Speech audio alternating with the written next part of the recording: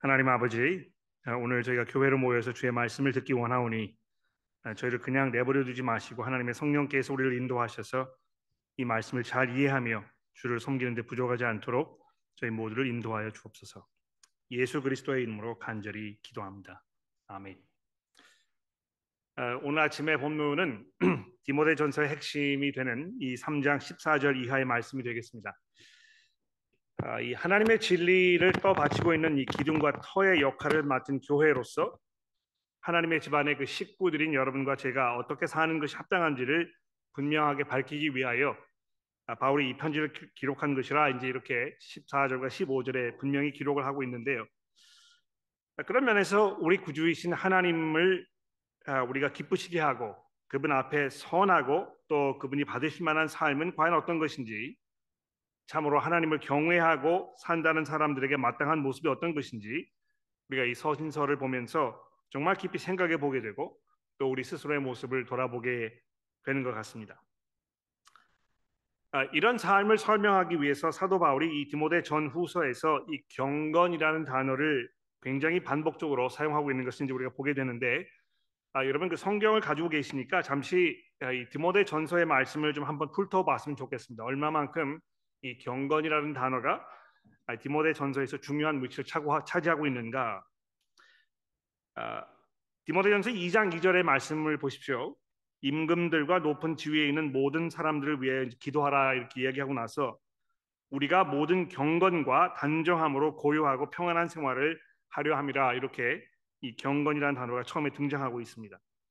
또 몇 절 내려가셔서 이 2장 10절 말씀해 보십시오. 오직 선행으로 하기를 원하노라, 이것이 하나님을 경외한다는 자들에게 마땅한 것이니라 이렇게 되어 있는데, 경외한다는 이 단어가 이 경건하다는 말입니다. 그래서 영어 성경에 보시면 with what is proper for women who profess godliness, 이렇게 하는 것이 경건함을 고백하는 여자들에게 마땅한 것이니라, 이렇게 2장 10절이 이야기하고 있는 것입니다. 또 오늘 본문 말씀해 보시면 3장 16절에 크도다 경건의 비밀이여 이제 이렇게 이야기하고 있지 않습니까? 또 한 장 넘어가셔서 4장 7절 말씀을 보십시오. 망령되고 허탄한 친화를 버리고 경건에 이르도록 내 자신을 연단하라. 육체의 연단은 약간의 유익이 있으나 경건은 범사에 유익하니 금생과 내생에 약속이 있느니라. 또 5장에 보십시오. 5장 4절에 보시면 어떤 과부에게 자녀나 손자들이 있거든 그로 먼저 집에서 효를 행하여 부모에게 보답하기를 배우게 하라. 이제 이렇게 개역개정이 번역을 해 놓았습니다만, 여기 이제 그 효를 행하여 하는 이 단어는 원래 그 히랍 성경에 있지 않습니다. 영어로 여기 보시면 Let them first learn how to show godliness to their own household and make some return to their parents. 즉 다시 말해서 그들로 먼저 자기 가정 식구들에게 경건함을 보여 부모에게 보답하기를 배우게 하라. 이것이 하나님께서 받으실 만한 것이니라, 이렇게 말하고 있는 것입니다. 또 6장으로 넘어와 보십시오. 6장 3절에 보시면 누구든지 다른 교훈을 말하며 바른 말 곧 우리 주 예수 그리스도의 말씀과 경건에 관한 교훈을 따르지 아니하면 그는 교만하여 아무것도 알지 못하고 변론과 언쟁을 좋아하는 자니 이로써 투기와 분쟁과 비방과 악한 생각이 나며 마음이 부패하여지고 진리를 버려 경건을 이익의 방도로 생각하는 자들의 다툼이 일어나느니라. 그러나 자족하는 마음이 있으면 경건은 큰 유익이 되느니라. 또 11절에 보십시오. 오직 너 하나님의 사람아 이것들을 피하고 의와 경건과 믿음과 사랑과 인내와 온유를 따르며, 이렇게 해서 디모데 전서에서만 벌써 9번이나 이 경건이라는 단어를 사도 바울이 계속 사용하고 있습니다. 또 우리 이번 기회에는 살펴보지 못하게 되겠습니다만 이 디모데 후서에도 넘어가 보시면 이 3장 5절에 경건의 모양은 있으나 경건의 능력은 부인하는 자니 이 같은 자들에게서 내가 돌아서라, 사도 바울이 경건하고 있다는 것이죠. 그러니까 이거 보게 되면 하나님의 교회를 떠받치고 있는 어떤 그 기둥과 또 터의 역할을 하고 있는 이 교회, 이 교회를 이루고 있는 성도들로서 우리가 이제 어떻게 살아갈 것인가, 이거를 이 디모데 전서를 통해서 우리에게 말씀하고 있는데, 그러한 그 삶, 이것이 경건의 문제라는 것입니다. 근데 이 경건하는 말을 사람들이 대부분 이 도덕적 선함 이제 이렇게 이해하는 경우가 상당히 많은 것 같아요. 또는 세상의 모든 쾌락이나 유혹으로부터 자신을 단절시킨 상태, 그래서 또 아니 단절시킨 상태이거나 또 그렇게 하려고 애쓰고 노력하는 모습으로 사는 그 사람을 이렇게 이야기하는 것으로 이해를 하고 있는 것 같습니다. 그래서 사람이 경건해지려면 엄숙하고 말수가 적고 웃음이 해프지 아니하고 옷차림이 검소하고 술을 절대로 입에 대지 않는 것은 물론이요 절대로 과식하지 않으며 음식도 가급적이면 이 채식을 위주로 하면서 선행을 베풀며 마치 이 성인에 가까운 그런 모습으로 사는 것을 우리가 연상하기 쉽다는 것입니다. 아마 이 경건이라는 이 단어가 이제 야고보서의 말씀에 등장하는데 그 야고보서의 말씀에 등장하는 이 경건이라는 단어를 이렇게 보시면서 이 경건이라는 게 이제 이런 걸 얘기하는 것이구나 쉽게 단정을 짓게 되는 것 같습니다. 이 야고보서 1장 26절에 보시면 누구든지 스스로 경건하다 생각하며 자기 혀를 재갈 물리지 아니하고 자기 마음을 속이면 이 사람은 경건을 헛된 것이라. 하나님 앞에서 정결하고 더러움이 없는 경건은 곧 고아와 과부를 그 환난 중에 돌아보고 또 자기를 지켜 세 속에 물들지 아니하는 그것이니라. 그러니까 이러한 구절을 이렇게 보게 되면 이 경건이라는 거는 도덕적으로 잘 살면서 선행을 베풀고 무엇보다도 세속적이 되지 않는 것 이런 걸 말하는 것인가 보다 이제 이렇게 우리가 쉽게 단정을 내리게 되는 것입니다. 이렇게 생각을 해보시면 이 경건함이라는 것은 마치 중세 시대의 수도사들이 수도원에 들어가서 승복을 입고 어떤 극한의 절제 훈련을 하면서 살았던 그런 삶을 연상하게 되는 것입니다. 저는 이제 이것을 이 기독교의 불교화라고 이제 이렇게 부르고 싶은데요. 마치 불교 신자들 중에 어떤 분들이 속죄를 떠나서 입산하여 승려가 되시고 그리고 이 세상의 모든 물욕과 음욕 중에서 벗어나려고 하는 이런 방법으로 어떤 그 도를 닦는 이런 것들을 이 경건이라고 이제 이렇게 생각할 수 있게 되는 것입니다. 근데 생각해 보십시오. 일반 사람들이 일반 신도들이 이렇게 세상과 정말 단절하고 이런 삶을 사는 것이 그렇게 현실적이지 않기 때문에 교회가 이제 어떤 대안을 맞는 것입니까? 교회당을 지을 때에 이 세상과 전혀 다르게 보여지고 느껴지는 곳으로 짓는 것입니다. 그래서 마치 거기에 들어가면 다른 세상에 와 있는 것처럼 느껴질 수 있도록 하기 위해서 가급적이면 창문을 만들지 않습니다. 여러분 옛날에 지어진 그 교회를 들어가 보시면 창문이 열려지지 않아요. 그 대신에 거기 이제 그 스테인 글라스를 설치해 가지고 거기에 이제 그 일반 조명과는 다른 이런 그 조명이 들어오게 이렇게 하는 것입니다. 또 목소리나 악기 소리가 일반적인 곳보다 심하게 진동해서 마치 천상에서 울려 나오는 이런 소리처럼 들리도록 한다든지 또 건물 내부를 종교적 색채가 물씬 풍기는 예술품 등으로 장식을 해서 마치 그곳에 있기만 하여도 또 그곳에서 벌어지는 이 예배라는 이 종교 의식에 참여하였을 때 마치 자신의 더러움이 씻겨 내려가고 경건해지는 것과 같은 그런 느낌을 받을 수 있도록 그래서 사람들이 이런 모든 시도를 통해서 경건에 이를 수 있다고 오해하도록 이렇게 만들어 놓은 것입니다. 실제로 어, 그 아주 잘 지어진 고딕 성당이라든지 옛날 교회 건물에 들어가면 마치 거기에 들어가는 것 자체로 내가 경건해지는 것 같은 그런 느낌들을 여러분들이 아마 받게 되실 거라고 생각이 됩니다.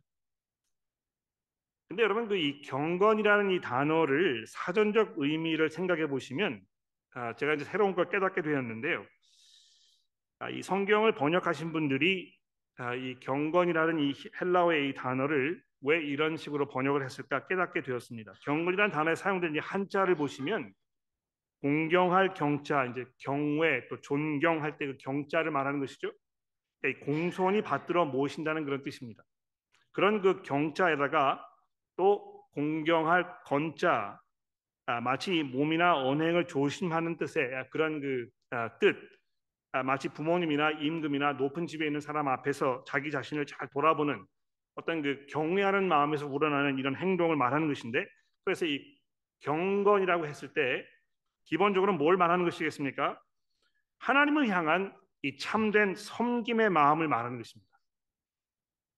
이 하나님의 크고 위대하심을 진정으로 두려워하고 하나님의 사랑과 긍휼에 감격한 마음으로 감사를 드리며 그 마음 속에 또 그 자세가 다른 사람을 대할 때 너그러움과 사랑으로 존경과 감사로 또 겸손으로 고스란히 드러나는 이런 상태를 말한다는 것입니다.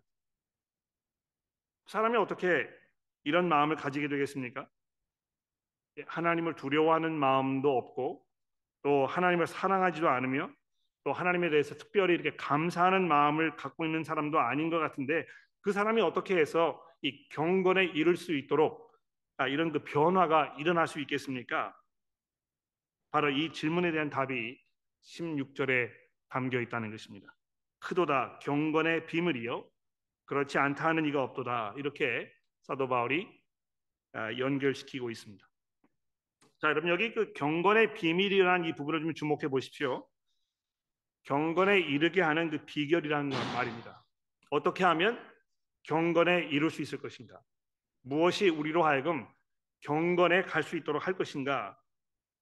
여기 이제 이 비밀이라는 단어가 이제 특별히 중요한데요. 대중적으로 잘 알려져 있지 않은 이런 걸 말하는 것입니다. 그렇죠? 뭐 모든 사람들이 다 알고 있으면 이걸 비밀이라고 얘기하지 않죠. 그렇죠? 비밀이라는 것은 누군가 알려주어야만 알 수 있는 것이고 따라서 알고 있는 이들이 한정되어 있는 것입니다. 그런 면에서 그것을 알고 있는 것은 이 특권을 누리고 있는 사람들이라 이제 이렇게 말할 수 있겠는데 한때는 감추어져 있었지만 그래서 쉽게 알아차릴 수가 없었지만 누가 그것을 내게 알려주었을 때 그렇지 이제 알겠다 이렇게 말하게 되는 것 이것은 이제 비밀이라고 이야기하지 않습니까? 그래서 이 비밀은 하나님이 사람을 참되게 섬기며 살게 하는 그래서 이 세상의 그 어떤 비밀보다 더욱 귀한 그 어떤 지식보다 더 크고 놀라운 이 비밀을 지금 바울이 말하려고 하는 것입니다. 여러분 우리를 하나님과 올바른 관계 속에 있도록 돕는 이 정보보다 더 크고 더 중요한 그런 정보가 어디 있겠습니까? 우리가 많이 공부하고 생각하고 뭐 이 그 경험과 지식을 많이 쌓아간다고 하는데요. 사실 하나님을 제대로 섬길 수 있는 이 방법, 그 길, 이것보다 여러분과 저에게 가장 중요한 그런 것은 아마 없을 것입니다. 이 정보는 그래서 그렇지 않다 하는 이가 없다. 즉 그것을 들어 알고 있는 사람들이면 한 사람도 예외 없이 그 마음에 동의하고 경건한 삶을 살고자 하는 모든 이들이 한 목소리로 고백하는 이 기독교 신앙의 핵심이며 이 진수를 지금 사도 바울이 이야기하려고 하는 것입니다. 무엇입니까? 16절 하반부를 보십시오. 그는 육신으로 나타난 바 되시고 영으로 의롭다 하심을 받으시고 천사들에게 보이시고 만국에 선파되시고 세상에서 믿은 바 되시고 영광 가운데 올려지셨다. 이렇게 이야기하고 있습니다. 누굴 말하는 것입니까? 예수 그리스도. 바로 그분께서 여러분과 저를 경건에 이르게 하는 이 비밀인 것입니다. 그리스도를 알고 고백할 때 우리는 진정으로 하나님의 그 크고 위대하심을 알게 되고요. 그래서 하나님을 참되게 두려워하고 섬길 수 있게 되는 것입니다.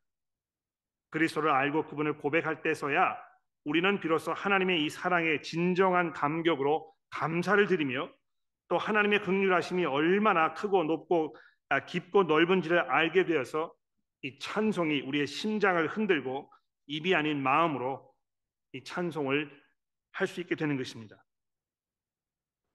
예수 그리스도야말로 우리가 참으로 하나님을 알고 경외하며 섬길 수 있게 하시는 즉 여러분과 저의 진정한 경건을 이끌어내시는 그 하나님의 비밀인 것입니다.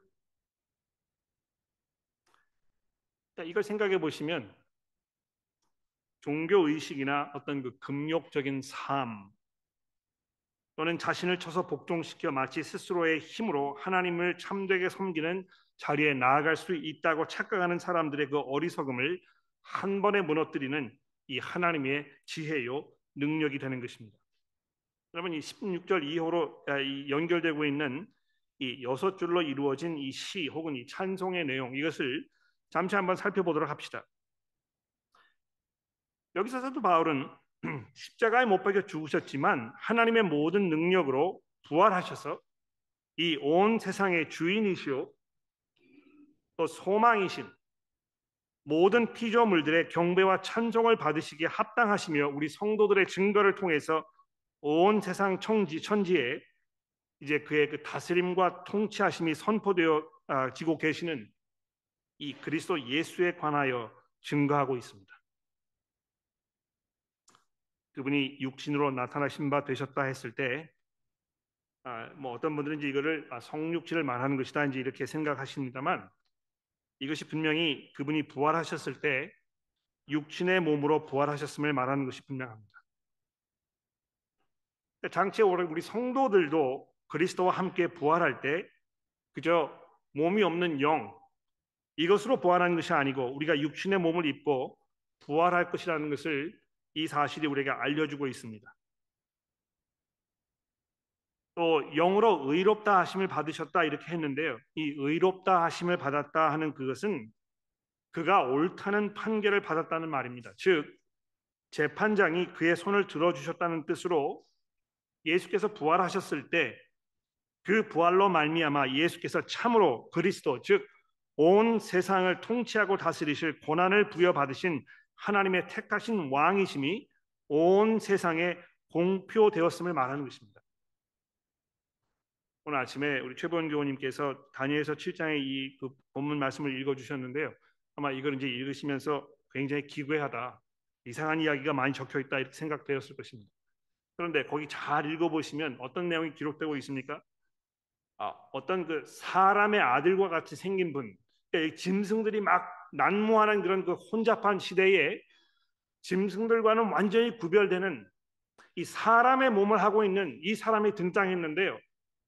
그 사람이 하나님의 그 능력 앞에 인도되어 하나님으로부터 모든 권세와 영광을 다 물려받아서 그 능력으로 이 온 세상을 통치하시는 그 영광스러운 모습을 이 다니엘서 7장이 보여주고 있다는 것입니다. 다니엘이 이 환상을 보면서 자기도 무슨 환상을 보고 있는지 잘 몰랐던 것입니다. 그저 어렴풋이나마 하나님께서 뭘 하시려고 하는 것이구나 하는 것을 이렇게 짐작은 할 수 있었는데 이것이 어떻게 이 완성될 것인지 하나님께서 그것을 어떻게 이루실 것인지에 대해서 다니엘이 도무지 알지 못했던 것입니다. 비밀로 감추어져 있었던 것이죠. 그런데 예수 그리스도께서 이 땅에 오셔서 십자가 위에 달려 돌아가셨다가 하나님의 능력으로 성령의 능력으로 부활하셔서 하나님의 아들로 선포되셨다고 바울이 이 로마서 1장 4절에서 이야기하면서 이 성령을 통하여 의롭다는 판결을 받으신 이 그리스도의 영광을 증언하고 있는 것입니다. 그래서 이제 하나님을 섬기고 예배하며 그분 보시기에 합당한 모습으로 살려고 한다면, 즉 경건한 모습으로 살려고 한다면 능력으로 하나님의 아들로 선포되신 예수 그리스도 그분 앞에 항복하고 그분 앞에 무릎을 꿇어서 바로 그분께서 나의 주요 나의 하나님이시라고 고백하지 않으면 안 되게 된 것입니다. 여러분의 삶이 그리스도께서 여러분의 주가 되시며 여러분의 하나님이심을 증거하고 있습니까? 정말 여러분들께서 그리스도의 말씀을 사랑하고 그분의 제자로서의 삶을 나의 생명으로 여기며 그분의 말씀에 의지해서 믿음으로 순종하는 삶을 살기로 최선의 노력을 다하고 계십니까? 그것이 그분에게 얼마나 큰 영광과 권세를 가져다 드리는지 우리가 생각하면서 더 많은 사람들이 그 믿음의 행렬에 동참할 수 있도록 우리가 그리스도를 용감하게 용기 있게 신실하게 증거하고 있는 것입니까? 이 부활하신 예수를 처음 목격한 사람들도 천사들이었습니다. 그렇죠? 천사들에게 보이셨다 되어 있는데요. 또 그분의 부활이 사도들과 성도들의 증언을 통해서 만국에 전파되어 온 세상 민족과 방언에서 그를 자신들의 주님으로 고백하는 그분을 믿고 의지하며 따르는 이 수억 만 명의 성도들이 오늘도 한 목소리로 그분을 찬송하고 있는 것입니다. 여러분 오랜 세월 동안이요 이 하나님을 섬길 수 있는 그 자리에 있는 이들은 유대인이 유일했다고 생각했습니다. 내가 하나님의 어떤 그 유업을 받으려면, 하나님의 기업을 받고 하나님의 이 자녀가 되는 그런 특권을 누리려면 아브라함의 후손으로 유대인으로 태어나서 그 혈통으로 진정한 유대인이 되어야만 이 은혜에 참여할 수 있다고 생각했었는데, 하나님께서 처음부터 계획하고 준비하셨던 이것이 무엇입니까? 이 복음의 선포를 통하여 한때는 이방인이었던 여러분과 제가 이 그리스도의 은혜 안에 들어갈 수 있도록 부르시는 그 하나님의 은혜를 경험하게 된 것입니다. 죄와 허물로 죽었고 그 가운데에서 세상 풍조를 따르며 공중의 권세를 잡았던 사탄의 세력에 붙잡혀 살면서 육체의 욕심을 따라 지내며 육체의 마음에 원하는 것을 하여 본질상 다른 모든 사람들과 같이 진노의 자녀였던 이방인들인 여러분과 제가 그리스도와 함께 살리심을 받아서 그 안에서 하나님의 보좌 위에 그리스도와 함께 앉게 하신 이 하나님의 경륜, 이 구원의 대서사시, 우리로 하여금 참 경건에 이르게 하시는 이 복음의 능력이 바로 경건의 비밀인 것입니다. 예수 믿으면 경건해집니다. 경건해지지 않을 수 없습니다.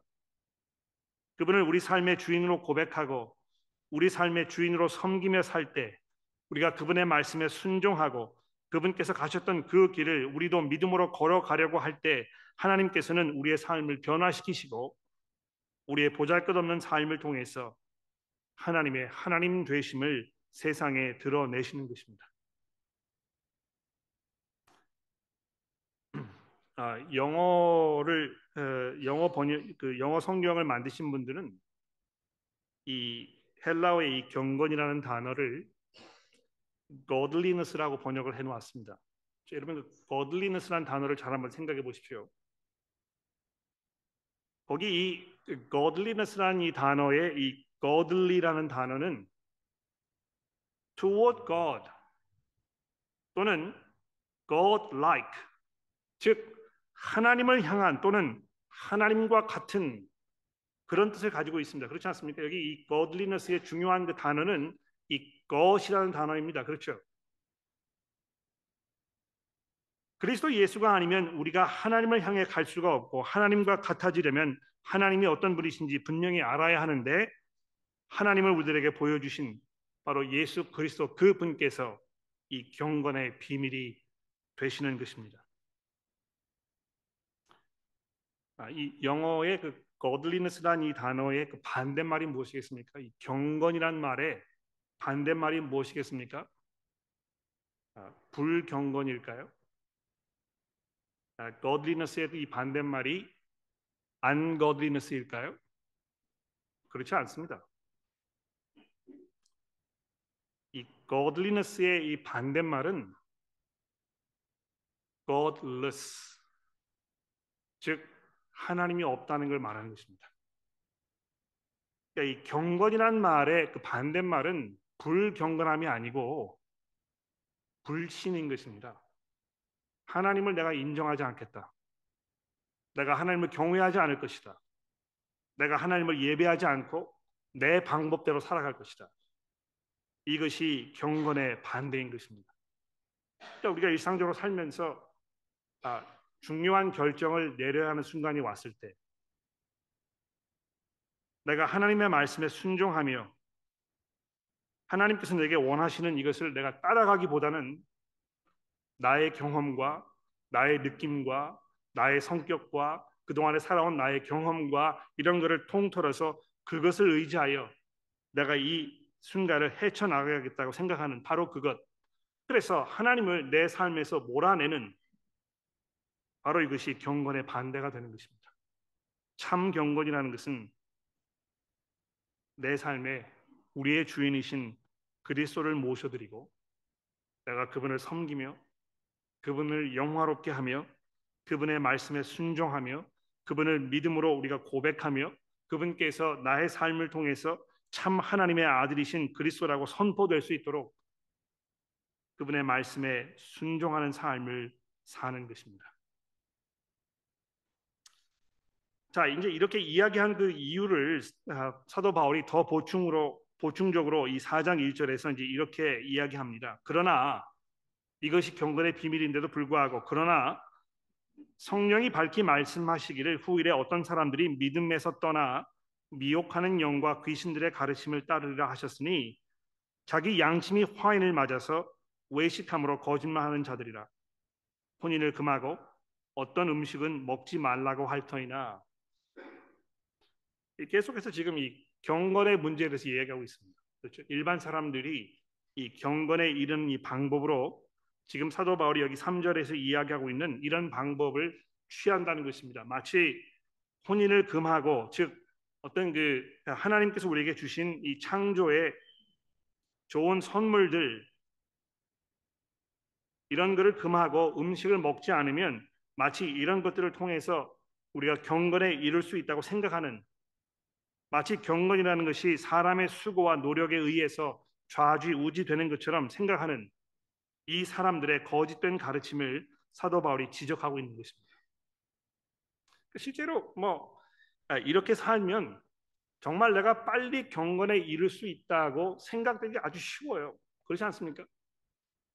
이 내 스스로 좀 맛있는 음식을 절제한다든지, 또 사람들이 생각하는 이 편함, 편리함, 이런 거를 내가 일부러 그 부인하고 좀 더 어려운 길을 택한다든지, 이 좀 더 겸손하게 살기 위해서 내가 가지고 있는 재산을 다 줄여버리고 이걸 다른 사람들에게 나누어 준다든지, 이렇게 하게 되면 마치 그러한 수고와 노력을 통해서 내가 하나님 보시기에 참 그 칭찬받을 만한 이런 일을 한다고 생각하는 것입니다. 마치 그렇게 하면 지금까지 내가 해왔던 모든 잘못들에 대해서 내가 약간 만회할 수 있지 않을까 생각하는 것입니다. 이 정도로 내가 살면 하나님께서 한때 나를 죄인으로 취급하셨다 하더라도 내가 이거를 자꾸 메꾸어 나아가서 어느 시점에서는 그는 하나님도 할 수 없이 나를 의인으로 인정해 주지 않으시겠는가, 이렇게 생각하는 것입니다. 교회 안에도 그래서 이 금욕주의적인 삶이 마치 경건의 지름길인 것처럼 이렇게 생각하게 됩니다. 근데 여러분들이 잘 보십시오. 우리 교회 안에도 이제 그런 성향들이 있지 않은지 잘 생각해 볼 필요가 있겠는데요. 경건이라는 것이 이런 방법으로 이루어지는 것이 아니고 예수 그리스도를 향한 참된 믿음으로 이루어지는 것이기 때문에 하나님께서 우리에게 주신 이 모든 것들은 우리가 그저 정말 마음껏 누리고 즐길 수 있다, 또 내가 그것을 얼마든지 누리고 즐기는 것이 아무런 문제가 되지 않는다, 이렇게 생각할 수 있을 것입니다. 제가 특히 교우 여러분들의 어떤 그 음주 문화를 이렇게 지켜보면 여러분들의 마음속에 그런 성향이 있다는 것을 제가 분명히 이해합니다. 교회에서 성도들끼리 이렇게 모여 있는 자리인데 거기에서 술이 없으면 내가 교제하기가 좀 어렵다, 이렇게 생각하시거나, 이 성도들이 모인 자리인데 우리가 다 믿음 안에서 성숙한 믿음을 가지고 있는데 우리가 좀 이렇게 술 마시고 이렇게 하는 것이 큰 문제가 되겠는가, 이런 생각들이 아마 이제 이 그 경건에 관한 이런 말씀, 성경의 말씀을 근거로 해서 교우 여러분들이 생각하시는 것 같아요. 하나님의 나라는 먹고 마시는 데 있지 아니하다, 이렇게 이야기했기 때문에 우리가 모든 것들을 마음껏 누리고 마음껏 즐기고, 그래서 약간 그 취기가 돌아도 이건 큰 문제가 되겠는가, 이렇게 생각을 하는 것입니다. 그러나 여러분, 이 3절 이후부터 사도 바울이 이야기하는 이 내용을 잘 들어보십시오. 음식물은 하나님이 지으신 바니 믿는 자들과 진리를 아는 자들이 감사함으로 받을 것이니라. 하나님께서 지으신 모든 것이 선함에 감사함으로 받으면 버릴 것이 없나니 하나님의 말씀과 기도로 거룩하여 집니다. 여기서 지금 사도 바울이요, 하나님께서 우리에게 주신 이 좋은 선물들을 남용하여, 즉 자기 마음대로 마치 자기의 어떤 그 만족과 이런 거를 충족시키기 위해서 마음껏 절제 없이 사용하는 이것을 허락하는 이런 것이 아니고요. 여기에 감사함으로 또 하나님의 말씀과 기도로 이것을 누리라고 말씀하고 있는 것입니다. 우리가 하나님 앞에 정말 감사하는 마음을 가지고 있을 때, 즉 기도하는 마음으로 하나님께서 우리에게 주신 것들을 우리가 누릴 때 우리는 우리가 생각하지 않아도 절제가 될 것입니다. 이것을 우상화하지 아니하고 마치 그 금욕주의에서 이제 우리가 해방되었기 때문에 거기에 전적으로 반대 방향인 막 이것을 남용하는 이런 방법으로 가지 아니하고 내가 어떻게 이것을 하나님께 영광이 되는 방법으로 잘 사용할 것인가? 내가 어떻게 감사하는 마음으로 하나님의 그 은혜를 내가 인정하는 마음으로 겸손하게 그 하나님의 선물들을 내가 누릴 것인가 생각하게 된다는 것입니다. 이 하나님의 말씀으로 또 기도로 거룩하여진다 이렇게 되어 있는데요. 그렇습니다. 실제로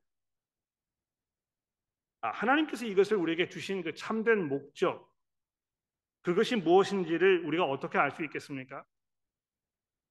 이것이 그저 나의 어떤 쾌락을 위해 주어진 것이 아니고 이것을 통해서 하나님께 감사하는 법을 가르치도록 주신 것이라면 우리가 이것을 마음껏 우상화하면서 사용하지 않을 것입니다.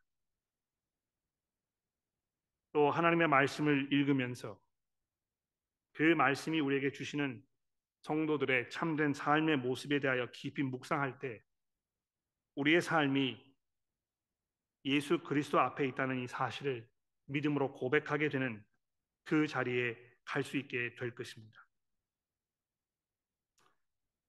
경건하게 사는 것은 무엇보다 중요합니다. 왜 그렇습니까? 우리가 하나님의 집이기 때문입니다. 우리는 하나님의 집안 사람들입니다. 하나님께서 여러분과 저를 하나님의 자녀로 불러주셨을 때 하나님답게 살도록 하나님의 모습을 따라 살도록 하나님의 방법으로 우리의 삶을 살아가도록 우리를 부르신 것입니다. 이 경건이라는 것은 이 godliness라는 것은 하나님의 하나님 되심을 인정하면서 그분 앞에 우리의 삶을 감사와 경건으로 겸손으로 살아가는 것을 말합니다. 우리가 그렇게 했을 때 삶이 비로소 하나님 보시기에 합당한 모습으로 변화되며 참된 경건의 모습을 누리게 될 것입니다. 복음이 우리 안에 있으니 우리를 위해서 죽으신 그리스도, 부활하셔서 하나님의 보좌 우편에 앉으셔서 온 세상을 통치하고 계시는 예수 그리스도 그분의 이 주 되심을 우리가 믿음으로 고백하면서 우리 경건의 삶을 살아가야 하겠습니다. 기도하겠습니다.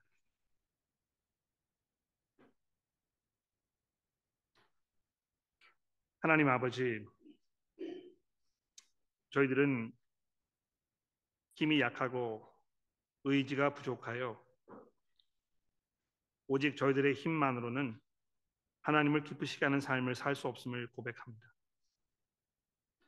저희가 아무리 그것을 원하고 아무리 그렇게 살려고 최선의 노력을 다하여도 우리의 힘만으로는 그렇게 할 수 없다는 것을 믿음으로 고백합니다. 하나님 저희를 불쌍히 여겨주시고 저희들 안에 부활하신 그리스도의 생명의 능력으로 역사하셔서 그리스도를 바라보며 그분을 주로 고백하며 모든 죄를 승리하신 그리스도께 온전히 우리의 삶을 내어드리며 그분 안에서 참된 용서와 또 거듭남을 경험하도록 도와주옵소서.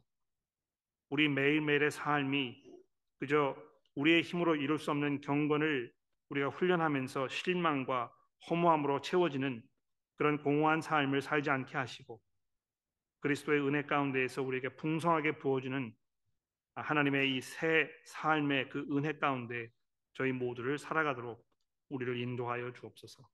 예수 그리스도의 이름으로 간절히 기도합니다.